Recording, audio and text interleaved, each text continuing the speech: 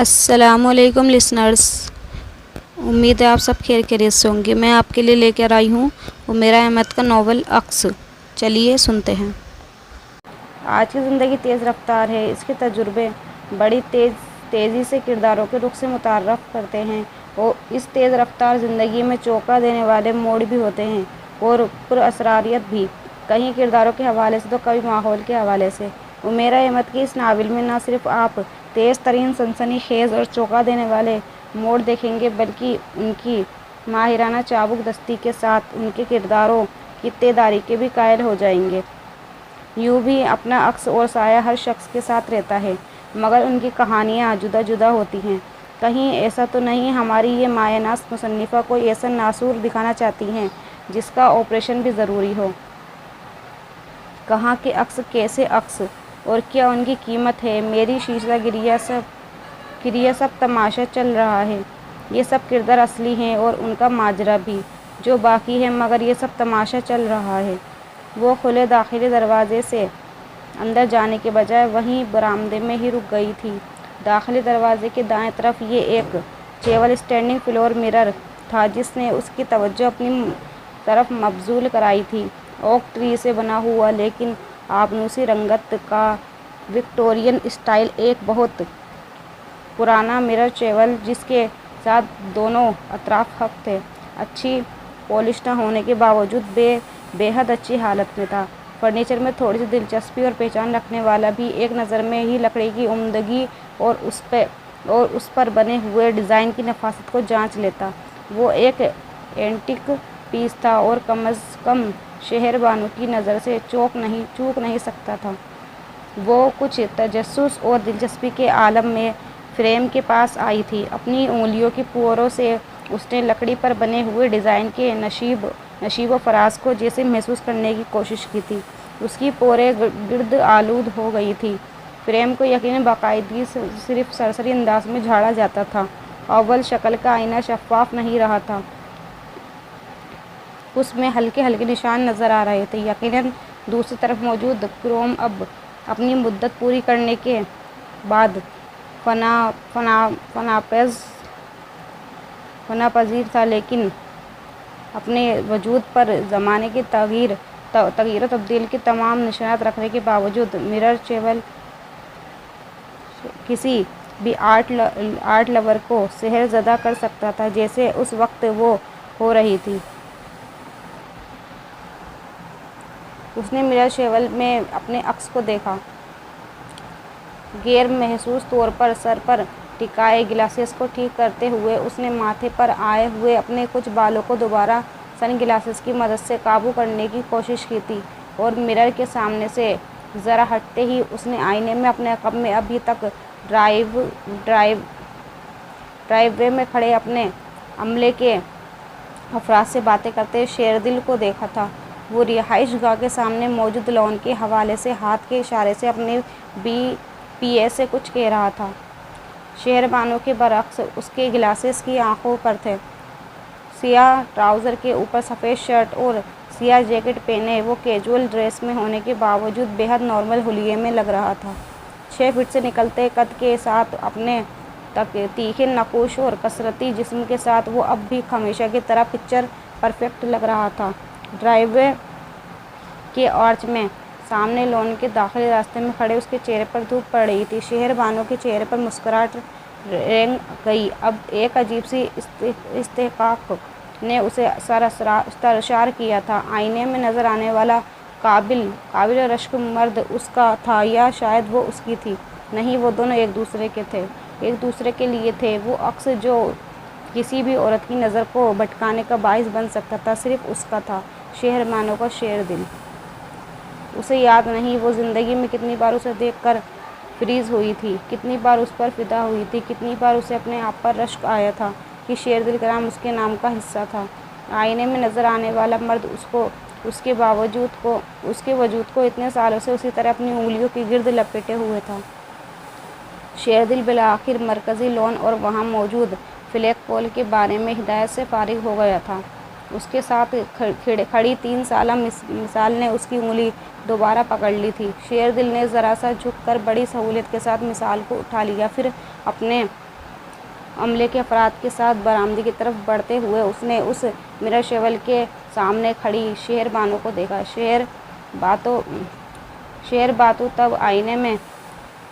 شہر بانو تب آئینے میں نظر آنے والے اس عکس سے نظریں ہٹا چکی تھی۔ اس نے آئینے میں شیردل کے اندرونی دروازے کی طرف آتے دیکھ لیا تھا۔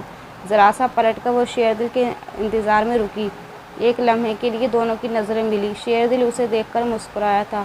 وہ اس گھر میں پہلے آ چکا تھا اور وہ جانتا تھا داخلی دروازے کے قریب رکھا یہ آئینہ اس کی بیوی کے قدموں کی زنجیر بننے والا تھا۔ شہر بانو وہاں نہ رکتی تو وہ حیرت سے مر جاتا۔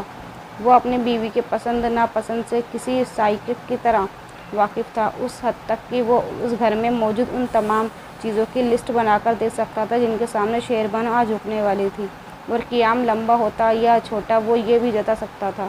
نہ صرف یہ بلکہ وہ یہ بھی بتا سکتا تھا کہ اس گھر کی کون سی چیز اسے پسند نہیں آنے والی تھی، اور وہ ان تمام چیزوں کی تبدیلی کے انتظامات کر کے آیا تھا۔ "Isn't it beautiful?" اس نے شیردل کے قریب آتے ہی اس کے بازو پر غیر محسوس انداز میں ہاتھ رکھتے ہوئے اس تک اپنی ستائش پہنچائی تھی۔ "It is!"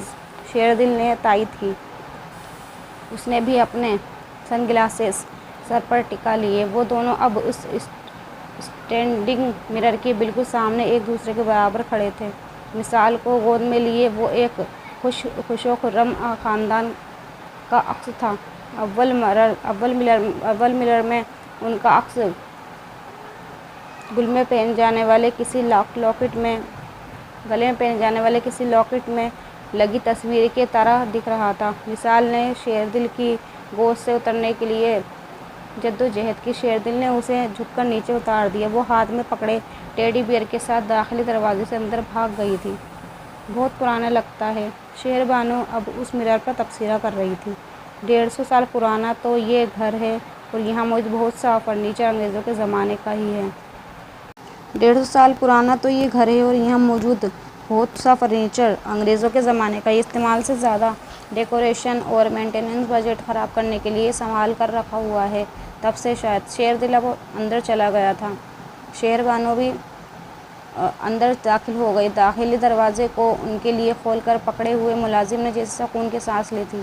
وہ دروازے پکڑے 15 منٹ میں وہاں اکڑ گیا تھا۔ وہ ایک راہداری نما کمان کی شکل کا کاور آدمی تھا جس میں وہ داخل ہوئے تھے۔ وہ ایک راہداری نما کمان کی شکل کا برآمدہ تھا جس میں وہ داخل ہوئے تھے۔ وہ راہداری دونوں اطراف سے آگے گھر کے ان کے کمروں تک جاتی تھی جن کے دروازے فی الحال ان کی نظروں سے اوجھل تھے۔ پوری راہداری میں قد آدم کھڑکیاں تھیں جن کے اوپر پڑی ہوئی آرائشی چکی اس وقت اٹھی ہوئی تھی۔ دونوں اطراف میں مختلف جگہوں پر کرسیاں، تپاہیاں اور دیوان پڑے ہوئے تھے۔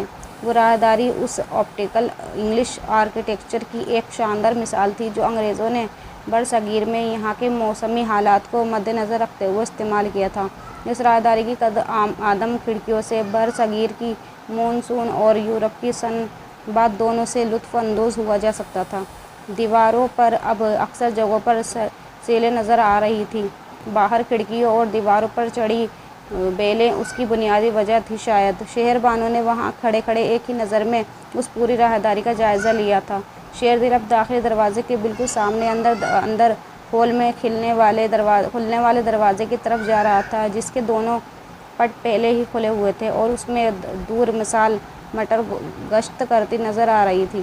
اس ہال نما کمرے کے آدھے حصے میں ڈائننگ ایریا تھا اور باقی کا آدھا حصہ سٹنگ ایریا کے طور پر استعمال ہو رہا تھا۔ شیردل نے ٹھیک کہا تھا۔ وہاں اندر واقع بہت سے ایسے فرنیچر آئٹمز تھے جو استعمال کرنے سے زیادہ دیکھنے سے تعلق رکھتے تھے۔ شہر بانو مکمل طور پر اوے میں تھی۔ وہ جیسے کسی اینٹک گیلری میں آ گئی تھی۔ "کیا فرنیچر ہے!" وہ داد دیے بغیر نہیں ہل سکی۔ وہ اب ایک چیز کے پاس جا کر جیسے اسے چھو کر اسے اپنا خراج پیش کر رہی تھی۔ چھت کے درمیان میں ایک فانوس بھی لٹکا ہوا تھا اور سٹنگ ایریا کا فرش کارپیٹ اور رگ سے کورڈ تھا۔ وہاں معمولی اضافوں کے باوجود سب کچھ اسی طرح رکھنے کی کوشش کی گئی تھی جیسے وہ کسی زمانے میں ہوتا تھا۔ آتش داں تھا جہاں اب گیس ہیٹر نظر آ رہا تھا۔ بڑے بڑے روشن دان جو کبھی کھلے رہتے ہوں گے اب بند تھے۔ وہ ایک بہت بھاری بھرکم اسپرٹ یونٹ نے ان کے فرائض اپنے ذمے لے لیے تھے۔ سب سے اوپر چیز اس ہال کمرے کا ٹائل فلور تھا جو اس کمرے میں داخل ہوتے ہی شیر بانو کو نظر آ گیا تھا اب، اور جسے تبدیل کرنے کے لیے شیردل کے عملے کا ایک آدمی ایک کیٹلاگ لیے وہاں کھڑا تھا۔ ہال کے بالکل سامنے کی دیوار کے ساتھ ایک بےحد کشادہ سیڑھی اوپر والی منزل پر جا رہی تھی۔ "آئی ہیٹ دا فلور"، شیر بانو نے جیسے اعلان کرنے والے انداز میں کہا۔ "And I have the alternative", Sherdil نے ترقی بہ ترقی کہا۔ "کیٹلاگ ہے پی اے کے پاس، اس میں سے ابھی ٹائل سلیکٹ کر لیتے ہیں، وہ کچن ہے"۔ شیردل نے اس سے کہتے کہتے دائیں طرف کمرے کے آخری کونے میں موجود ایک دروازے کی طرف اشارہ کرتے ہوئے کہا۔ وہ دونوں اب ساتھ ساتھ چلتے کچن میں آ گئے تھے، جہاں کام کرنے والا عملہ اب بے حد مستعد کھڑا تھا، اور وہ دروازہ کچن گارڈن اور سرونٹ کوارٹر تک جاتا ہے، شیردل نے اسے مزید بتا رہا تھا۔ وہ دونوں اب ساتھ ساتھ عملے کو کچن کے حوالے سے ہدایات بھی دے رہے تھے۔ ڈی سی کے طور پر شیردل کی وہ پہلی پوسٹنگ تھی۔ اس صوبے کے قابل ترین نوجوان آفیسرز میں وہ اپنے فیملی بیک گراؤنڈ کی وجہ سے ایک بے حد ممتاز مقام رکھتا تھا۔ شیر بانو ابھی تک کچن کا جائزہ لے رہی تھی، جو نئے اور پرانے طرز تعمیر کا ایک فنی ڈسپلے تھا۔ وہ اس گھر کا واحد حصہ تھا جہاں ضرورت تخلیق ذوق پر حاوی نظر آ رہی تھی۔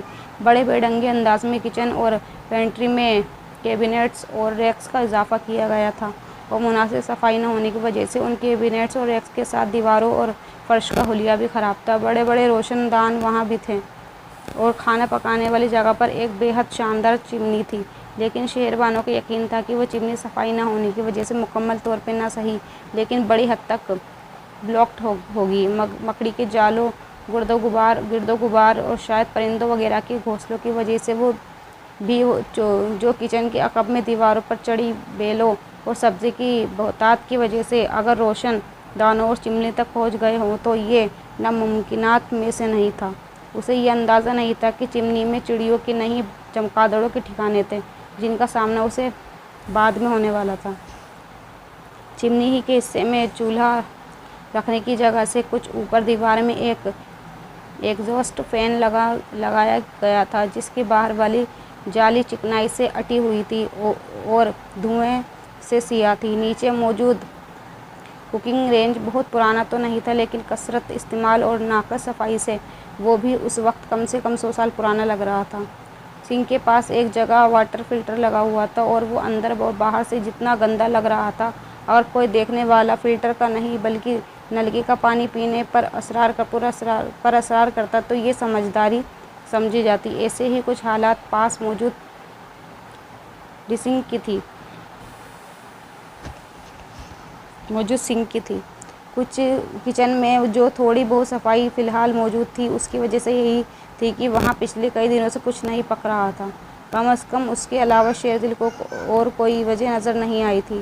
اگر اس کے وزٹ کی توقع کرتے ہوئے کچھ صاف کرنے کی کوشش کی گئی تھی تو وہ بھی اسے نظر نہیں آ رہا تھا۔ اس نے ایسی متوقع اور یقینی وزٹ پر سرکاری عملے کی لیپا پوتی کی اس سے کئی بہتر کوششیں دیکھی تھیں۔ ملامت اور ڈانٹ پھٹکار کا فی الحال کوئی فائدہ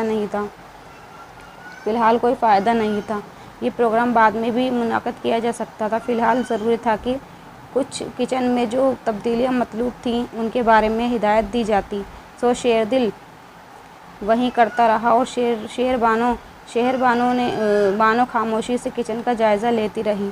وہ جانتی تھی کہ ہدایت کی صرف یہ پہلی قسط تھی، ایسی کئی اقساط آگے چل کر بھی ادا کرنی تھی اسے اور شیردل کو، کیونکہ وہ گھر بلا شبہ شاندار تھا، لیکن فرنیچر کے علاوہ وہاں مرمت کے کافی ایشوز تھے۔